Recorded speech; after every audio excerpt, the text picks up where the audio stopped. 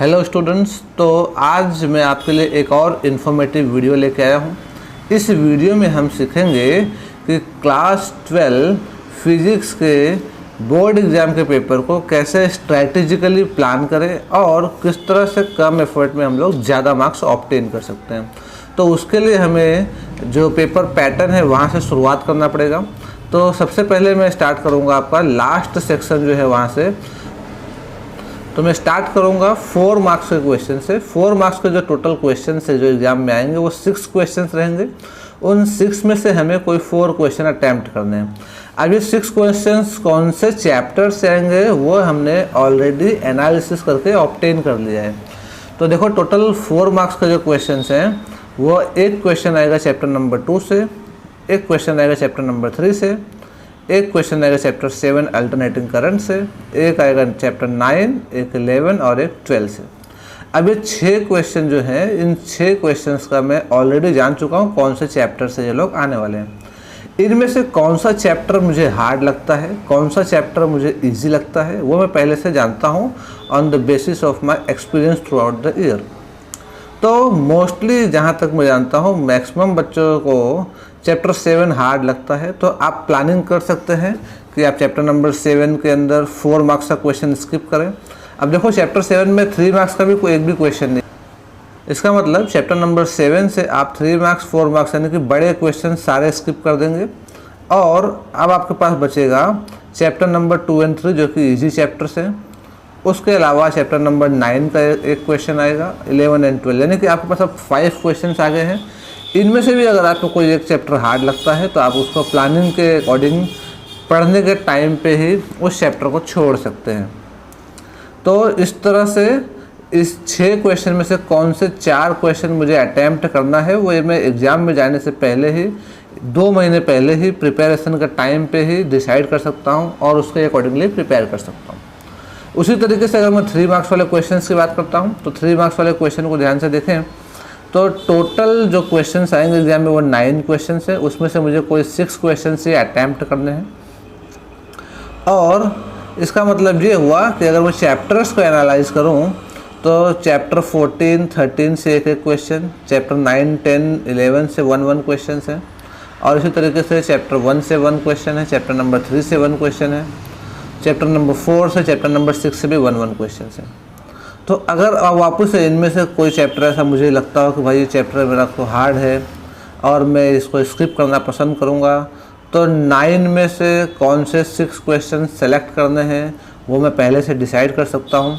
अब 9 में से 6 के बजाय मैं प्रेफर करता हूँ कि भाई 9 में से 8 लेके चले, कोई 1 चैप्टर को ही स्किप किया जाए सो दैट बोर्ड पेपर के अंदर भी हमारे पास ऑप्शंस अवेलेबल रहे और उस टाइम पे मैं उसके अकॉर्डिंगली ही सॉल्यूशन कर सकूं।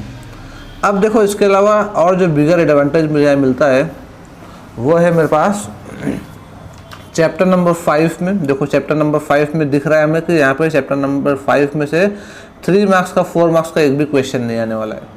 इसका मतलब ये हुआ कि chapter number 5 magnetism and matter की प्रिपरेशन के टाइम पे मैं 3 मार्क्स 4 मार्क्स के लायक जितने भी बड़े क्वेश्चन हैं उन सबको स्किप करूंगा। तो 2 मार्क्स का एक क्वेश्चन आएगा, उस 2 मार्क्स के एक क्वेश्चन के लिए मुझे अकॉर्डिंगली प्रिपेयर कर लेना है जो 2 मार्क्स के लायक क्वेश्चन है उनको। और उसके बाद और जहाँ मुझे एडवांटेज मिल रहा है वो है चैप्टर नंबर 8 में। चैप्टर नंबर 8 में भी 3 मार्क्स 4 मार्क्स का एक भी क्वेश्चन नहीं आ रहा है। इसका मतलब सेम स्ट्रैटेजी मैं चैप्टर नंबर 5 और 8 के लिए अप्लाई कर सकता हूँ। और उसके बाद आप देखो, चैप्टर नंबर 12 में भी एक एडवांटेज मिलेगा कि चैप्टर नंबर 12 में 2 और 3 मार्क्स का एक भी क्वेश्चन नहीं है, सिर्फ 4 मार्क्स का एक क्वेश्चन है। और चैप्टर नंबर 12 एटम्स की बात करें तो ये चैप्टर बहुत ही आसान है। इसमें ज़्यादा से ज़्यादा 4-5 फार्मूले हैं और उसके बेस पे ही सारे क्वेश्चन सॉल्व हो जाने हैं। तो एटम्स चैप्टर का जो प्लानिंग है उसके अकॉर्डिंगली करके हम उसको प्रिपेयर कर सकते हैं। अब देखो, अगर हम लोग उसको चैप्टर वाइज एनालिसिस करते हैं तो हमें दिखाई देगा कि सबसे हाई वेटेज जो है वो है चैप्टर नंबर 3 का। चैप्टर नंबर 3 जो है उसका वेटेज है 13 मार्क्स और इसके अंदर से 1 मार्क्स के 4 MCQ, 2 मार्क्स का 1 क्वेश्चन, 3 मार्क्स का 1 क्वेश्चन, 4 मार्क्स का 1 क्वेश्चन है। तो सबसे हाईएस्ट वेटेज है चैप्टर नंबर 3 का। और ये चैप्टर जो है ईजी भी है। तो इसका मतलब ये हुआ कि जब हम प्रिपरेशन स्टार्ट करते हैं तो सबसे पहले हमें चैप्टर नंबर 3 से ही स्टार्ट करना चाहिए। उसके बाद और वेटेज वाइज मैं देखता हूँ तो जो है वो चैप्टर नंबर 9 है, 12 मार्क्स का वेटेज है। चैप्टर नंबर 11 है, इसका भी 12 मार्क्स का वेटेज है।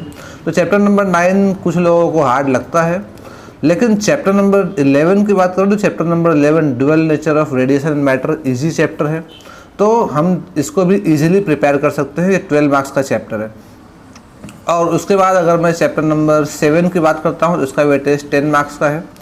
तो 10 मार्क्स के चैप्टर 7 में अगर मैंने 4 मार्क्स का 1 क्वेश्चन स्किप कर दिया, जैसे मैंने आपको स्टार्टिंग में बताया था, तो इस चैप्टर का वेटेज हमारे लिए रह जाता है 6 मार्क्स का।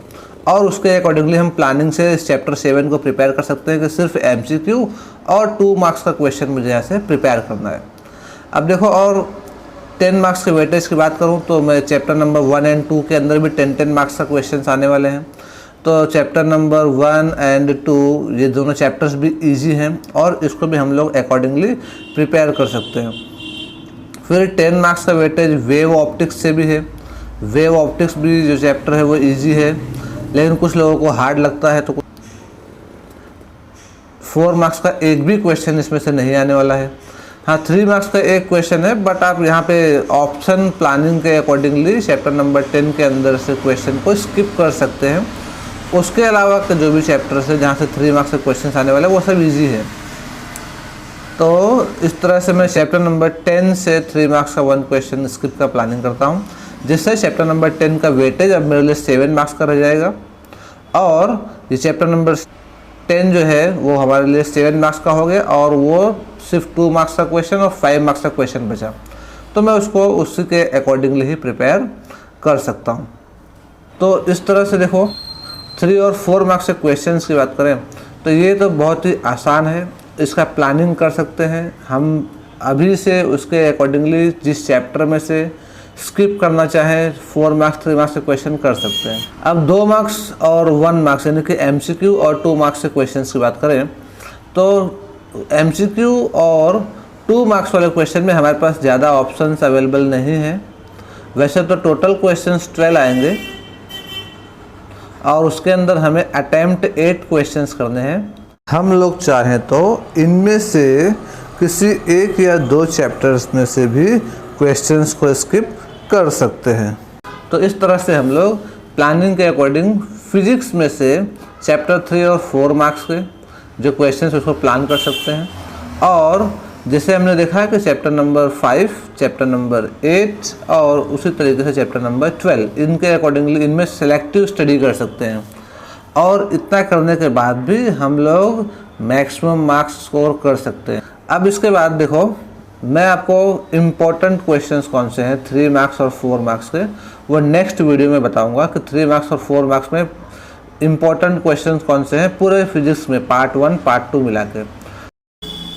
आप चाहो तो इस ब्लूप्रिंट को डिस्क्रिप्शन में दिए गए लिंक से डाउनलोड कर सकते हो, और मैं आगे आप लोगों को सैम्पल पेपर का सॉल्यूशन भी करवाने वाला हूं। इस सैम्पल पेपर को हमने गुजरात बोर्ड की वेबसाइट से डाउनलोड किया है और आप भी कर सकते हैं। और इस इन्फॉर्मेशन को ऑब्टेन करने के लिए आप हमारे चैनल को लाइक कर दीजिए, सब्सक्राइब कर दीजिए। आप इस इन्फॉर्मेशन को आपके फ्रेंड्स के साथ शेयर करिए, सो दैट इसका एडवांटेज वो लोग भी ले सकें।